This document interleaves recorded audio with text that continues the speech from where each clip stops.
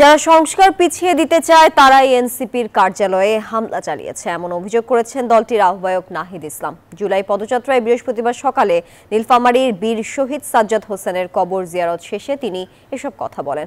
এখনো দেশের বিভিন্ন এলাকায় আওয়ামী সন্ত্রাসীরা ঘাপটি মেরে আছে বলেও জানান তিনি।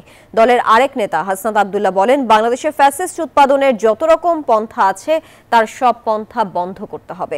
বিচার, সংস্কার ও নতুন সংবিধানের দাবিতে দেশব্যাপী জুলাই পদযাত্রার তৃতীয় দিনে নীলফামারীর সৈয়দপুরে পদযাত্রা ও পথসভা করে জাতীয় নাগরিক পার্টি এনসিপি।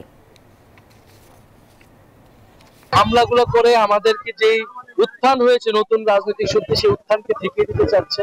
আমরা এর আগে ককটেল হামলাতে মামলা করেছি, কিন্তু আমরা কোনো ব্যবস্থা দেখতে পাই না। প্রশাসনকে বলবো আরো কঠোর হতে, এবং তরুণদের যারা আন্দোলনে অংশগ্রহণ করেছিল, নেতৃত্বদের যদি এই নিরাপত্তা পরিস্থিতি হয়, তারা যারা আন্দোলন করছে শহীদ করে, তাদের নিরাপত্তা কে দেখবে? সাধারণ মানুষের নিরাপত্তা কে দেখবে? বান্ডেল থাকলে প্রতি সেনমানিতে টাকা বাঁচবে।